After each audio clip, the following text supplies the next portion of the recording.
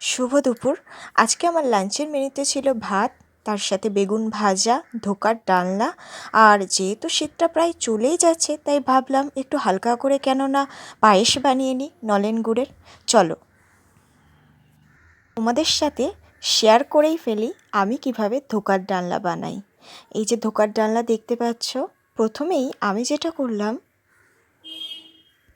বেশ কিছুটা মটর ডাল নিয়ে আগের দিন রাতেই ভিজিয়ে দিয়েছিলাম, আর সকালে উঠে দেখলাম বেশ অনেকটাই ফুলে উঠেছে।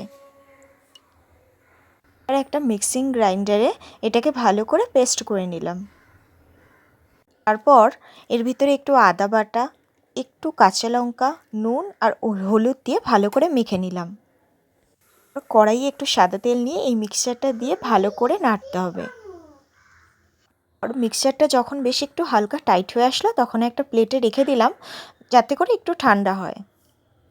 তারপর যখন মিক্সচারটা একটু ঠান্ডা হয়ে গেল, তখনই একটা নাইফের মাধ্যমে ছোট ছোট বরফির আকারে কিছু টুকরো করে নিলাম।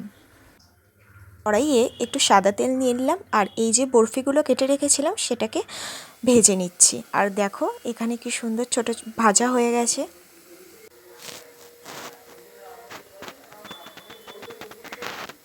এরপর অন্যদিকে একটা মিক্সিং গ্রাইন্ডারের ভিতরে একটু আদা, টমেটো এবং কাঁচা লঙ্কা দিয়ে ভালো করে পেস্ট করে নিলাম, এবং তারপর একে একে মিক্সচারটা দিয়ে দিলাম।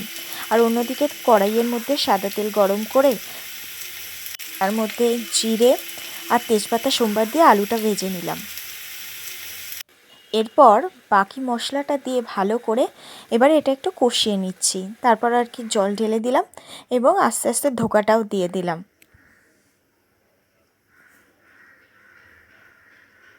এই দেখো আমার ধোকার ডালনা প্রায় কমপ্লিট। আর নামানোর আগে একটু ঘি আর এই গরম মশলা দিয়েছিলাম, আর এই ঘিটা হলো মায়াপুরের ঘি। যাই হোক, আমার ধোকার ডালনা কমপ্লিট। ভিডিওটা কেমন লাগলো অবশ্যই কমেন্ট করে জানিও। সবাই ভালো থেকো, সুস্থ থেকো। দেখা হবে আবারও একটি অন্য ভ্লগে। টাটা।